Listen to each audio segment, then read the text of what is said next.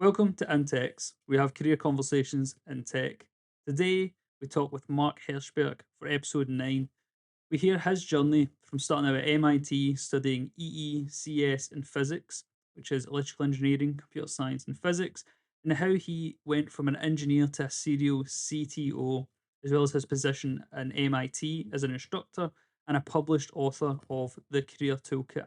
This episode, we cover things from ethics to ballroom dancing to just strategies on how to improve moving up the career ladder. So let's get into the show. Welcome to the podcast, Mark. Thanks for having me. It's my pleasure to be here. Yeah, pleasure to have you on.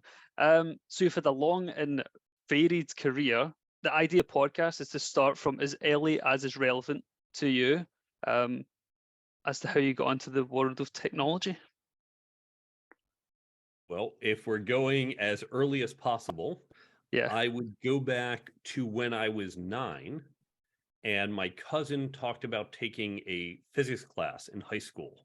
I thought, ooh, physics, this sounds really interesting, because he talked about black holes and quasars and all sorts of things that sounded really interesting to me. So that's what got me interested in physics. And from a young age, I thought I want to be a physicist. Now, when I went to 9th grade, I was also interested in law. And so I had signed up for an elective called Justice in my high school, which seemed logical for someone interested in law. But my guidance counselor said, oh, yeah, we're not offering that next year. Pick something else. I didn't have a backup plan. I didn't know what I wanted to do and just kind of sat there lost. So my guidance counselor, and I know guidance counselors in the US don't often get much credit for doing things, but here my guidance counselor really did something impactful. She knew the type of person I was, knew I was very into math and science, and said, why don't I sign you up for Programming 1? I thought, I don't know, it doesn't sound great, but I have no other choices. Figured, well, I'll figure something else and change it later. So she signed me up for Programming 1, again, recognizing my background and probably also knowing the trends. This was the late 80s and seeing computers were the future. So she signed me up for it, and I showed up to class the next fall. Like, well, I still don't see anything else I'd want to take, so I guess I'll just show up. And I loved it.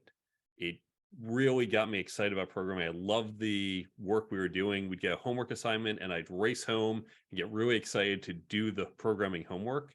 So that's what got me into software development. So at that point, I said, okay, I'm interested in both fields. When I went off to MIT, I double majored in physics, but also EECS. I have dual degrees and really pursued both tracks throughout my undergrad. Now, as I was going off to grad school, my physics professor, my physics advisor, kind of looked at me and said, in a much more polite way, you're not smart enough to be a theoretical physicist. His words were, there's about 100 people who lead the field and everyone else follows. And that was his way of saying, you ain't one of the top 100. And he was right. So at the time, I said, well, that's not very promising, but programming was becoming more common. This was now the early 90s, and we're seeing the rise of some early tech companies, and people are talking about it. So I thought, well, that seems like an area I should focus on.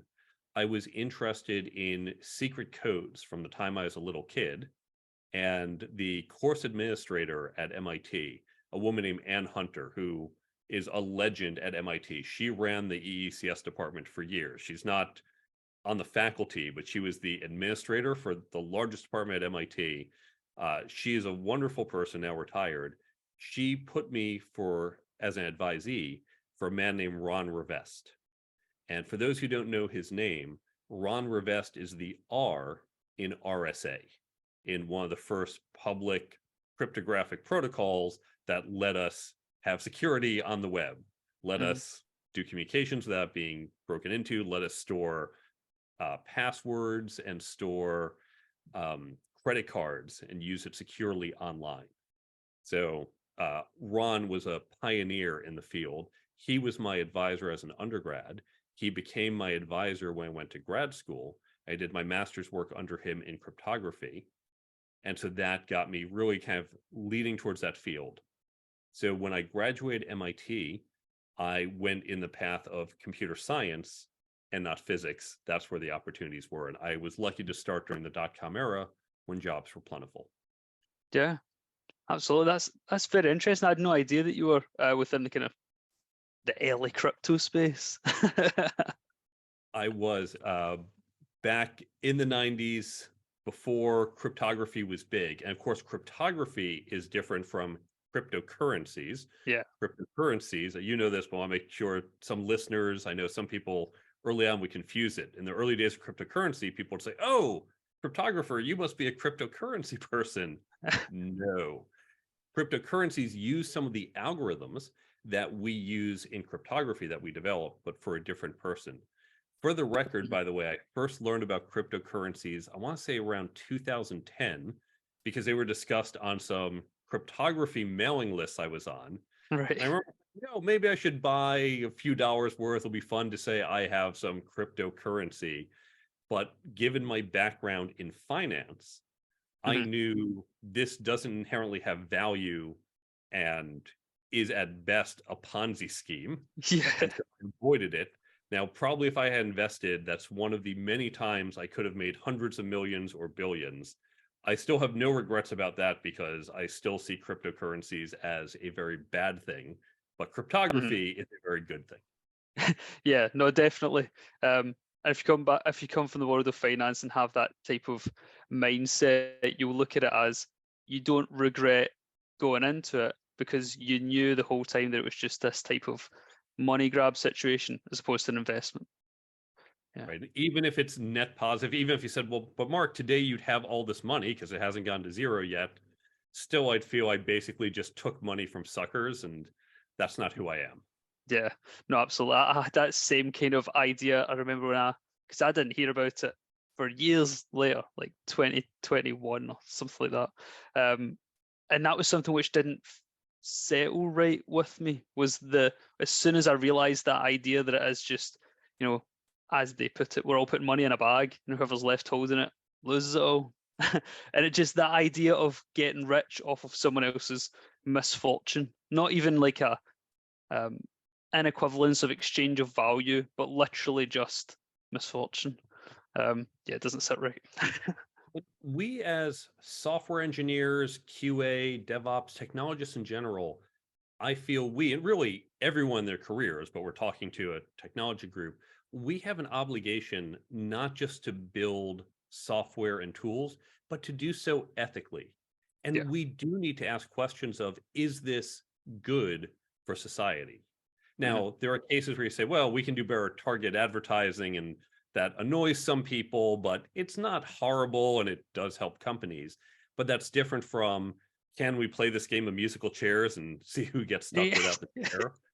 Or even questions, and we see now at the time we're recording this in early 2023, we of course have questions here in the US about TikTok and even about social media in general. Is it too addictive for children? What are the obligations that we have? Because as software engineers, we're often told to make things more addictive, to gamify it, to come up with ways to engage people, to get them to spend more money. We think about how do you make it easier to go to that purchase from putting things in the cart? That's our job. Where's the line between, well, we're just increasing the amount of people who actually bought the thing, and it doesn't matter if someone bought a $50 scarf that they were on the margin about, versus getting children to now spend hours online or to cause body image issues. Where's the line? And these are conversations that we, technologists, but also our companies and society, will be having over decades to come as new technologies come out. Where is the line and what's the right usage and wrong usage for these technologies? Definitely. How have you seen that change over your time in technology? Were these questions around always? More hypothetical. In fact, I remember back in 1992, there was a question I heard when I was doing some work over the summer at MIT. Two people were having this ongoing debate about, in this hyperspace virtual world that they had conceived, that we now know of as online, said, well, what if I reach out and punch you in this virtual world? Can you know it was me who punched you, or would I be anonymous? That was the Mhm. first time I heard a version of this question posed, and we Right. didn't have an answer. This was a debate these guys were having over the course of years. And of course, even today, we have those questions. There are times we want to be anonymous. We think about cases of oppressive governments and people trying to organize to overthrow them or to at least Mhm. gain more freedom or to work together. On the other hand, we can also think about times where people are working to overthrow a non-oppressive government. And should they be anonymous and we want to stop them, and it's really just where you sit on which side of the table. The analogy I often use is that of a knife. If you think about a knife is not inherently good or bad. In the hands of a surgeon, it can save someone's life. In the hands of a criminal, it can take someone's life. And Mhm. so, what obligation, if any, do knife manufacturers have for the appropriate use of knives? And so, we had these conversations maybe more hypothetically, philosophically back in the 90s, but they've become a lot more concrete as technology has advanced. Yeah, they definitely have, because it's kind of came out of the by storm. These hypotheticals have just become reality, and it's just moving at this exponential rate. But as to not go down this rabbit hole, because I can feel like a good too good a conversation that I will not want to come back onto uh, career. Um, but your entry point was EECS. That's something which I wasn't too aware of, like over in the UK. That's not something that's typical, although it makes sense, um, obviously, which was something I didn't actually realize until I really got into computer science, was just how beneficial electrical engineering could be to understanding what you're actually doing. I think especially nowadays when so much of software is abstracted so far away from the underlying kind of electrical engineering, that you can get away with being a really successful software engineer without fully understanding how it works. Do you think that having that basis in physics and that type of electrical engineering background helped you in the world of technology? It absolutely did. Now, physics helped me less for the actual understanding the physics of it. May have helped me with the electrical engineering a bit, but physics helped me more just because it taught me how to think. And Right. physics is just a great foundation for almost any field because it really teaches you how to solve difficult problems. Hmm. But the EE part at MIT, whether you're an EE major, a CS major, or a dual EECS major, there's a common core you have to take, which involves both electrical engineering and computer science. They want you to have a foundation in both. And it's true that you can get away as a computer scientist, as a programmer, you can get away with not knowing some of this. And you can program today and write great software without understanding anything about how circuits work. But when you really try to get high performance, that's where understanding what's happening under the hood matters. If you think about race car drivers, I drive a car and I know generally how the engine works, but I really could not open the hood and start to fix things. I'm not mechanically inclined when it comes to cars. And so I just have to go to my mechanic and say, please fix this. But I'm not trying to get every ounce of performance out of my car. When you think about race car drivers, professional race car drivers, they understand all the details of the car and they understand how when one little thing is off, this can really impact their peak performance. Same thing for those of us who are pushing the limits of our code, not just, oh, I built a cute little app, it's a fun game, but when you're trying to get high performance systems, when you're trying to get lots of optimizations. I remember in my early days, I would see issues where people didn't understand, for example, page swaps. Now, page swaps have to do, this is bordering the two because it's getting into how operating systems work. And it's understanding that memory within your machine is in pages, in these kind of chunks of memory, and it will move out individual pages. And so what can happen is when you're on the margin of not quite having enough memory for something, it's going to do what's called a page swap, where it moves entire chunks of memory, and that can slow down your performance. Now, as a software developer, you don't have to know about that. Your system's going to work, but it's going to start to be slow, and you won't understand why because there's nothing in your code doing that, but something's happening at the OS level And in some cases, it could even happen at an EE level. Friends of mine who worked in finance, for example, where they're really trying to shave milliseconds off of trade times, you Hmm. really did have to understand down to how is the processor working and what can we do to get things just a little bit faster. So I think for high performance systems, it really does help to be able to go down to lower levels and understand the foundation on which you're built. Something as well which you had mentioned on another podcast, which I thought would be interesting to bring up, was whilst you're at MIT, you said that Ballroom had helped your professional career. If you could touch on, doing that and how that has helped. It certainly has. I was a competitive ballroom dancer throughout my 20s. So even though I had technically graduated MIT, because it's not an NCAA sport, that's the National Collegiate Athletic Association, I think. Those are the sports where all the big college sports programs play. Hmm. Ballroom is not under that.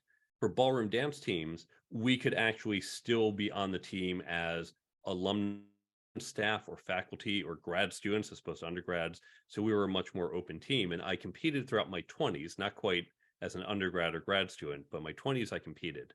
Now, ballroom dancing. It is a really fun sport. I went over to England a couple times to compete. I went all around the US to compete in different competitions, went to national championships. It's Wow, yeah. fun, but it did help me in two ways professionally. First, it expanded my network because I met lots of other people who I may not have met professionally, who were in different careers, different fields, but I got to know them through a common interest. And that's great for expanding your network. Certainly know lots of people in tech, but also get to know people outside of tech because they're going to really diversify your network and bring in different perspectives and even opportunities. The second thing it did, I was not a great public speaker. From the time I was young, I just did a terrible job. I was the kid who hated it, wouldn't make eye contact, was too quiet, just horrible, barely would pass the public speaking parts of school. But I knew I wanted to get better. And I had worked at, but ballroom dancing is what gave me that final push. Because when you're on that ballroom dance floor, you're out there in front of hundreds of people, literally being judged. They're watching me and they are judging me, and I am screwing up over and over again. I made plenty of mistakes and learned, you know what? It's okay. Yep, I screwed up that move. Yep, I made the mistake. Maybe I didn't even make the cut to the next round, and life goes on. In fact, one of the things I love about ballroom dancing, it's such a gentlemanly sport. Every once in a while, a couple may fall. Rare, but it does happen. Someone trips over someone else. When that happens in the ballroom world, the couples nearby will typically stop dancing, help the other couple up, even though they're losing precious time on the floor. And the entire audience will applaud for the couple as they stand back up to say, hey, we're still with you. We support you. Keep going. We've all been there. Hmm. And when it comes to public speaking, the number one thing that gives us a challenge is the fact that we're worried about making mistakes. We say, oh my God, what if I'm saying the wrong thing? Or what if I embarrass myself? Or what if I forgot to zip up my pants? Or are people going to laugh at me? And you have that little critic in your head saying all these things can go wrong. The experience of going through that and getting things wrong and surviving has given me the confidence I can screw up on a stage in front of 1,000 people and it's not going to bother me. It's not going to shake me. And that all comes from ballroom dancing. And by the way, you can get this not just from ballroom dancing, but from other sports or activities, whether it's martial arts or just sports in general, or doing acting or improv. I do a little stand-up comedy now. It's all about being in front of people and screwing up and getting through it. And that's going to help your public speaking. So it created like an ethos of such that you could then extrapolate into other parts of your life. And so would you give that advice to people like, I know especially like at university, people are trying to learn how to come out of their shell more. And would you say that's where these types of sports play such a big role there? Absolutely. And really, you hit on a more fundamental learning capability. For Hmm. some people, getting better at public speaking, it is about taking formal public speaking training. And that's great and do it. And obviously, ballroom alone wouldn't have been sufficient. there are other parts to it. But for a lot of what we learned, sometimes if you're just struggling, as you're trying to do it head on, coming at sideways, coming at it from a different domain, whether it's a different academic discipline or just a different activity in general. It could be sports, it could be some hobby, it could just be reading history and say, oh, here's an interesting insight. In fact, I remember I was also a political science minor.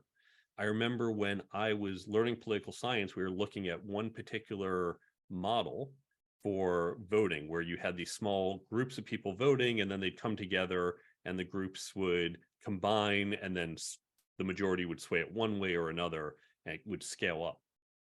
And I had just been learning about the Ising model in physics, which is the model for how magnetic materials work. I looked at it and said, oh, wait, this is just the Ising model, but applied to voting. It's the same concept. Mhm. And in fact, one of the Nobel Prizes, the one in economics that was awarded to Robert Merton, Fisher Black, and Myron Scholes for the Black-Scholes formula that created options, a $1 trillion industry. Black and Scholes were, from what I understand, they were trying to solve this problem of how do you price options and struggling with it. And they met Bob Merton, who has a background as a physicist. And Bob said, oh, we can use the same formula we use in physics for thermocoupling, for how we transfer heat from one item to another. He applied that to their problem, and it solved it. And they came up with a solution, and then, of course, got the Nobel Prize for it, and also became very rich consulting within finance, because they took an idea from a different discipline and applied it to their area.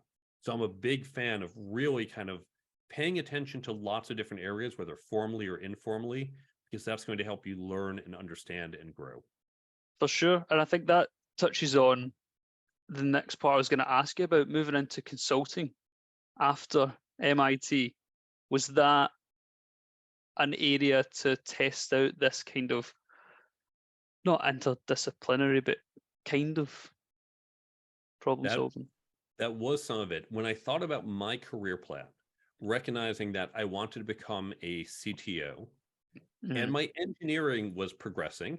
I was a pretty good engineer, but there were these other skills I knew I needed, and the track I was on and the jobs that I had before me weren't going to put me on the path to develop these other skills. So talking to my mentors, they suggested I try consulting, and going out and taking consulting projects, I was able to choose projects that would help me exercise other skills. In fact, one of the first projects I took was spending a year at Harvard Business School.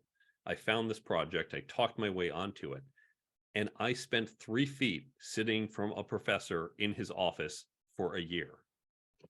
I didn't know anything about econ or finance, had never taken a class. I knew I needed to learn. Sitting 3 feet from this professor, first part of my job, there was formal training. When I showed up, I said, look, I don't know finance. They said, don't worry, we can teach you that part. So the first 2 weeks, they would hand me textbooks. I'd read through them at night. And during the day, we'd actually have tutoring sessions, and they'd walk me and the other guy through finance. And then throughout the year, as questions came up, I'd talk with them. We used to have lunch all the time with them and other finance faculty, or just being in their office when students would come in, or they'd be working on lesson plans, and I'd be the fly on the wall hearing it. So I joke that Harvard Business School actually paid me to learn finance. Yeah. So that was one thing, but even other projects, other things I did, were able to utilize other skills and help me develop those. And so that gave me the flexibility to do shorter targeted projects where my compensation wasn't just money, but other development. Yeah, I've noticed you've touched on that on a few of your podcasts. I believe as well you touched on it in your book, and it resonated with me. Something which I don't know if you know. Do you know Alex Hormozy, or are you aware of the name? Maybe. I No. don't think I know him. Oh, he's starting to kind of get big on the business YouTube space, and his big push right now is that there's a season for learning and a season for earning.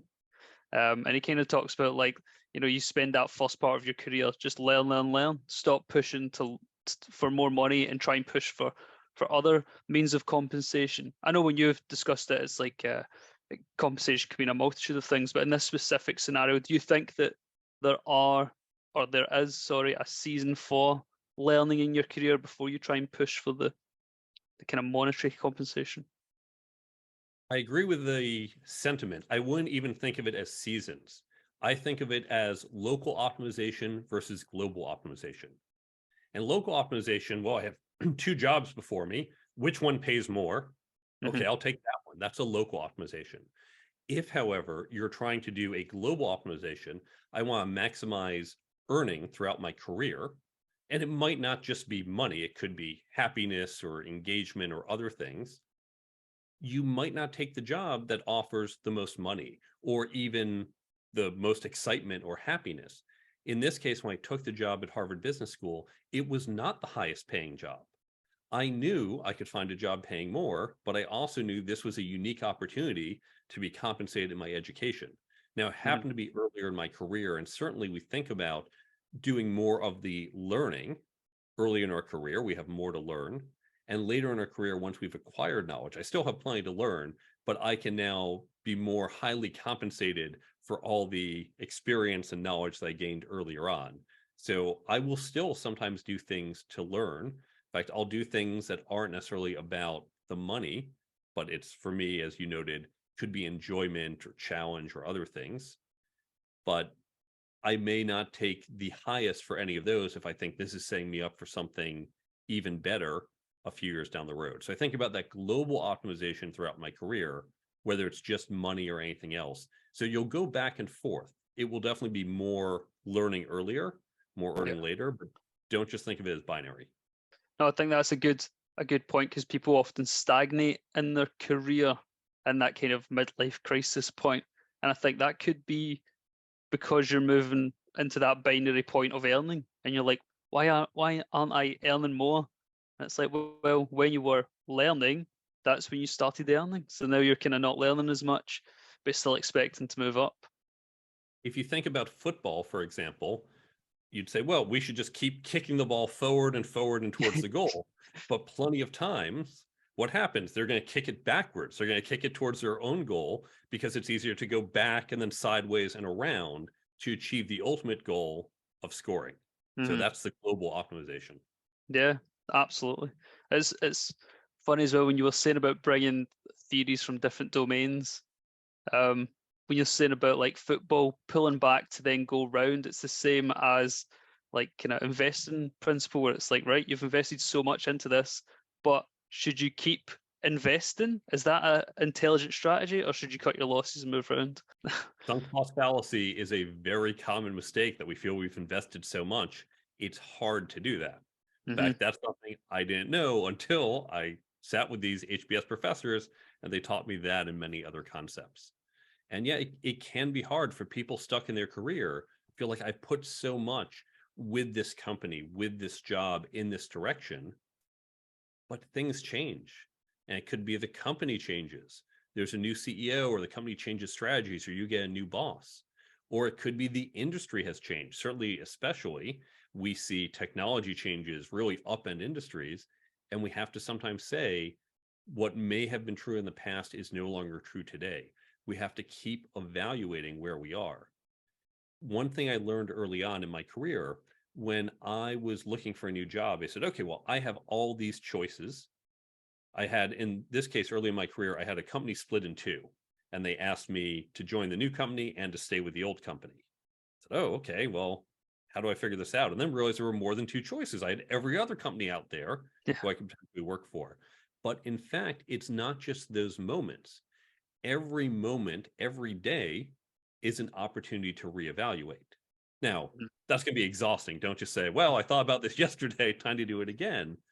But when there are significant changes, when your project changes at the company, say, wait, this is now a new job. I might have the same employer, the same person signing my paychecks, but this is a new job. Is this the job I want to be doing? If you have that new manager, or even just there's a new company that showed up across the street. I didn't have that option yesterday, but today I do. Is that a better choice? And so you have to recognize you really do have a continual evaluation process. Don't just wait to, hey, you know what? I'm really unhappy. Time to look for a new job. Just Hmm. think, And I recommend you, here's what you should do. It's not just about changing jobs, it's about your career plan. So what I want you to do right now is you're going to pause this for a moment, but you have to come back, pull out your cell phone, put a calendar reminder that says, think about my career, and set that to recur every 6 months. And now you're back. And that's it. You just created this one recurring calendar reminder that says every 6 months, think about my career. And now you've created a checkpoint that you'll never go more than 6 months without saying, am I still happy at this job? Has it compared to other options? Am I still moving in the direction I want? And that's going to prevent you from drifting too far too long without reevaluating. Absolutely. And I think that hard stop reminder of every 6 months is good as well, because it's too easy in adult life to think I'll get it next week, and next thing you know, it's a year later. um, definitely. And so then a career plan, when you were at college, at university, and you wanted to be a CTO, was this like, did you have it planned out as such? I actually didn't. I didn't know I wanted to be a CTO. When I was at MIT, I was still thinking maybe physics. Right. One thing that happened that helped formulate this idea in my head, doing two majors, a minor and a master's, Hmm. was really tough thing in all those classes.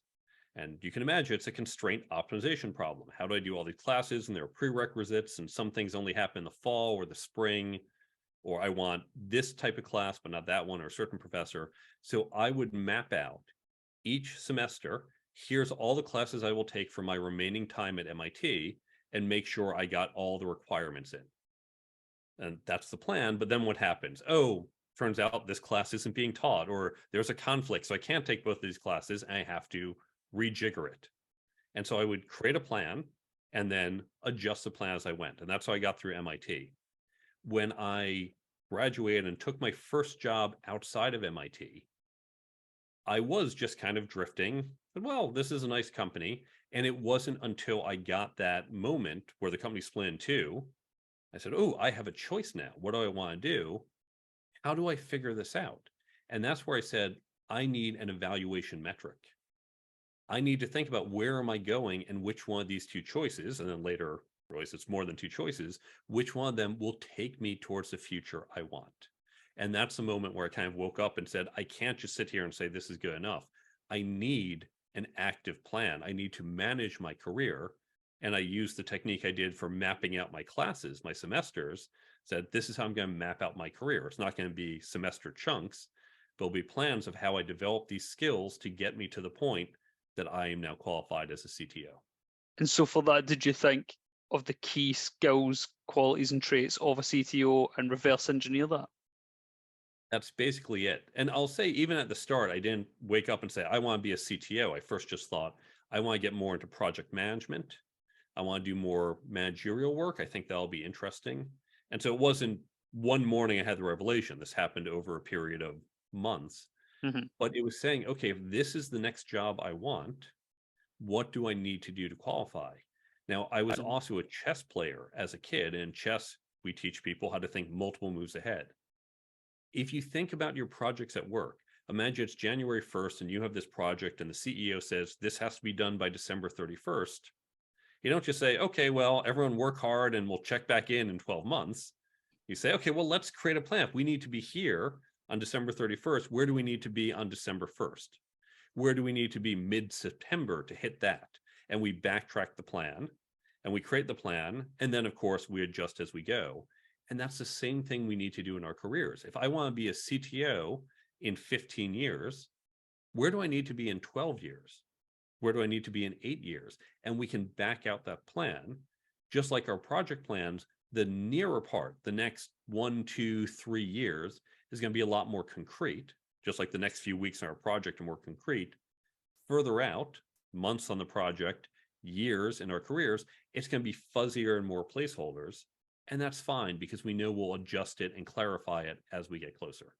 that's as I was anticipating the way for it to be, because I had this idea after university, or just when I was leaving. I was kind of uncertain as to what to do. Like undergrad in computer science, masters in management. I thought, right, I would like to go into kind of more so maybe the management side of technology. It's immature to a degree when you look back and think, when you have the revelation of, and it isn't over one night, but it does kind of build to think, I want to be a CTO. That's what I want to do. Even though you don't really know what it means, it's like when you join your first couple of companies and you're like, I want to be the managing director. It's like, well, what does that even mean? What do they even do? And that's where it is important to reverse engineer in that regard, because then you can kind of see the roadmap, you see the path, and you can then see if that is something you'd like to do. Because I'm sure you've touched on it before in another podcast where you were saying to people when they want to move into like say a CTO position, is management, is people skills the route they want to go down? Is that the best route for them? It's like for you, when you were moving kind of up the ranks, was people skills and that side of the technology business, did that come naturally to you? Or was that something you had to develop? It did not come naturally to me, but thankfully, these skills can all be learned. We think about people who are natural leaders or not, or natural public speakers or not, or just natural networkers or any of these skills.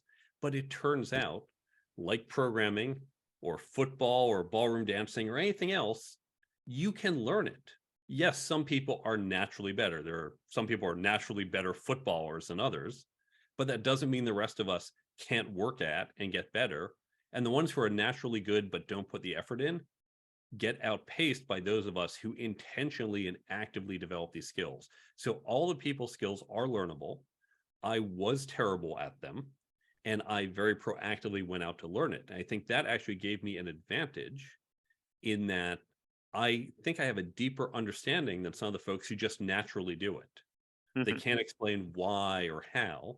And of course, I've gone on to teach it at MIT and elsewhere for the last few decades. So I really had to understand how this works and why it works, and mechanically how to replicate it and develop these skills. And so I, in some sense, had my disability, my lack of capability in these skills as an advantage once I went forward and developed them. Now, I want to touch on something else you mentioned, which is the role from afar might look more interesting. Oh, the CTO, that looks great. That's the guy in charge. Yeah, I want to do that. But in fact, you might find, guess what? As a CTO, you're going to spend half your day or more in meetings. I know a lot of people hate meetings. Is that really the job you want? Are you going to enjoy that? Something else that happens as a CTO is I just have so much context switching because I go from this meeting to that meeting on a totally different topic. And then on the way to my desk, I get interrupted by someone with a question. And then I've got emails on 7 different topics, which is different from, as a software developer, I'm working on this part of the code. I just want to focus on, and for the next few months, I am just developing the system. And there might be different features or tickets, but it's all in one area. And so in my head, it's kind of all related.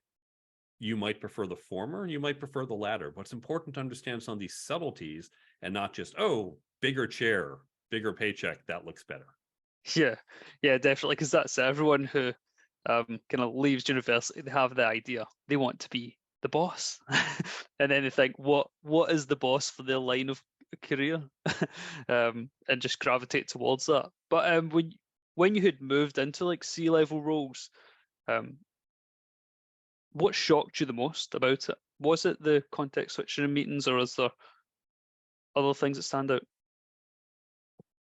I was shocked at some of my peers in the C-suite for many things. I'm not going to call out particular names, and there are some wonderful, amazing, competent, incredible people I have worked with and learned from.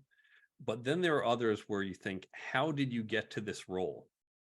One of my favorite TV shows is Silicon Valley. It was an HBO series on startup life.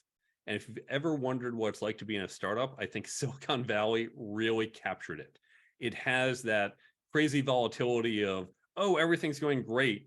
And then all of a sudden your fortunes reverse and it looks like you're going to fail. And then they reverse again. And that's what startups are like.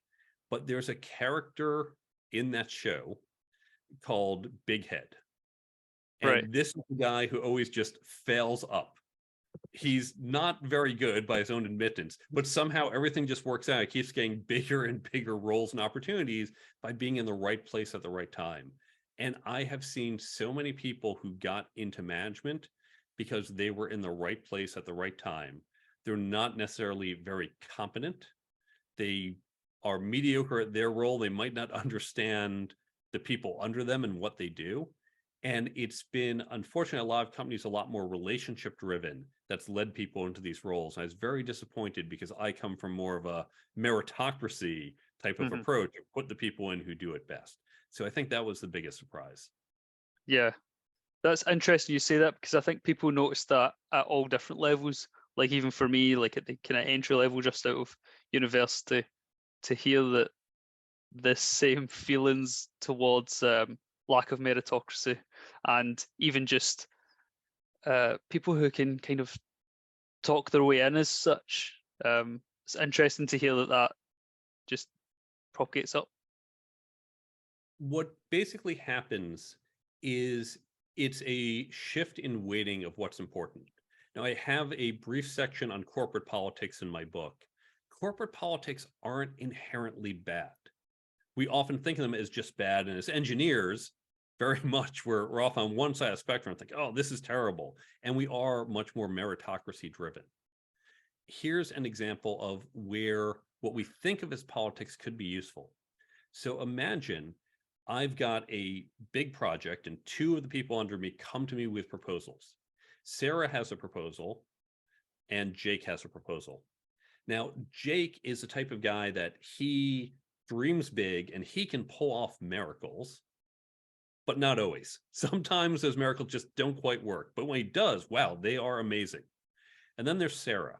Sarah is steady, reliable. When she says it will take 3 months, it will take 3 months and it will be done. And it might not be the miracle, it might not be this genius code, but boy, it works, it's reliable. So they both come to me, there's a big project, and they're both pitching which way we should do it. And they have this long, detailed write up, or it would take hours to really go through all the details of each of them. Meanwhile, I've got some other crisis to deal with. There's something happening with the board, and I've got other projects, and I don't have the time to invest to really get into all the details and think through it. I'd love to. The best thing to do would be sit down, let's go through each and pros and cons of each, but I have to make some shortcut decisions. I'm going to hear the executive summary of each of their proposals and then have to make a decision. And part of the decision process is, you know what, this is a critical project. We can't miss that deadline. And so as good as Jake is, I just can't take that risk. So I'm going with Sarah. And now part of the judgment, it wasn't on the details of their proposal. It was kind of knowing the person and my Mhm. trust in the person and their decision making. And that, I would argue, is a valid way to make a decision. I had limited time, and part of the scope of the decision making process was what I consider the accuracy of their estimations. Now, where it would be bad is if I just say, yeah, I like Sarah. Jake, I don't know, he rubs me the wrong way. Sarah, oh, she's always complimenting me. So boy, I like that. So yeah, let's always go with Sarah and let's give her the project. That's where it gets bad. That's Mhm. where politics shifts. And so the higher up you get, of course, the more we're juggling things and the less time we have to get into the details multiple levels down. So the more people do rely somewhat on those relationships. And that's why we see it more higher up. So as long as it's being done with valid reasons about people's capability and trust in the relationships, as opposed to who's just flattering me the most, I think it can be valid to use those. But of course, many people cross that line and really evaluate based on the wrong things. That's an interesting perspective, because I've never really heard it broken down like that, but it completely makes sense that if you are selecting people based on whether you like them or not, I suppose, like that kind of fluffy terminology, that's bad. But you do have to make the judgment based on the person, because ultimately, we're still all human and we're making human interactions constantly. We're not robots who just follow the data. Right? We don't have time to get into every detail, especially as you Yeah. get higher. So you're trusting the channel, the person, Hmm. when they give you estimates, when they say these are the risks, when they say this is what we can and can't do, you're trusting. Are they accurate in that? And that comes to your belief or evaluation of them as people. Because especially when you are managing managers, now there's a whole team of people under them. And I might not be talking to them directly. And I don't know their estimates. I don't even know, are they good at estimating? Because I don't know them very well. So I am trusting that manager and her evaluation of her team's estimates and thoughts and ideas.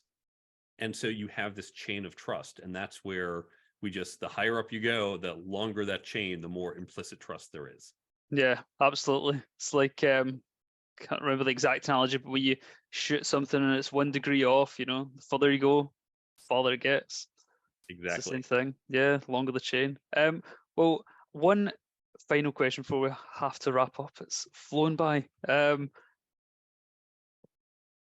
We live in the world of AI, and it's bringing things into the forefront of technology and industry and careers when people don't expect them.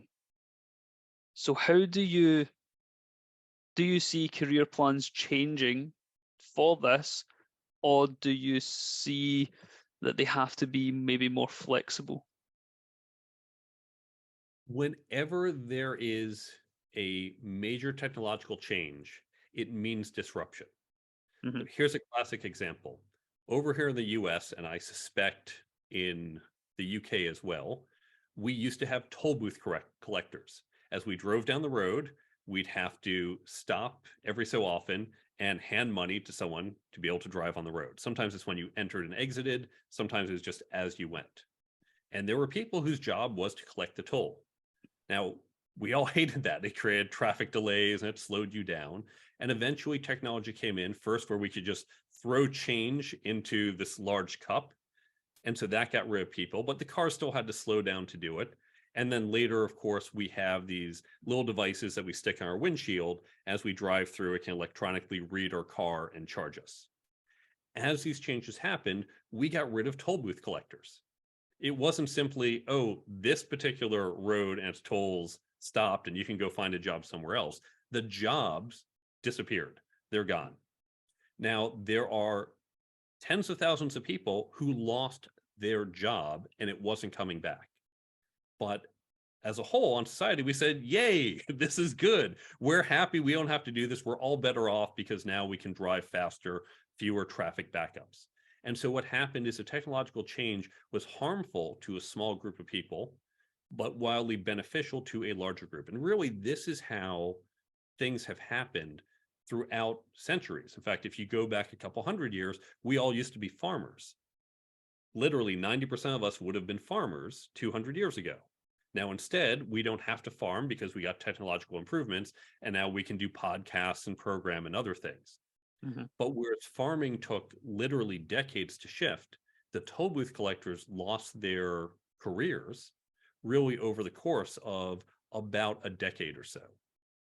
And so what we're seeing is technology, it's accelerating, and we're going to see technological changes happen faster. So all of us, either part of our job or all of our job, is going to be replaced by AI. How much? Hard to say. It depends on your job. It depends how quickly AI advances.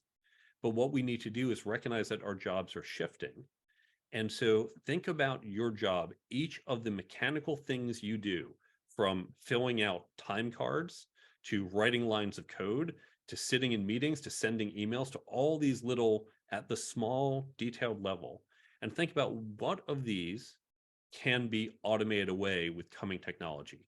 Those are the things that you should probably focus less on.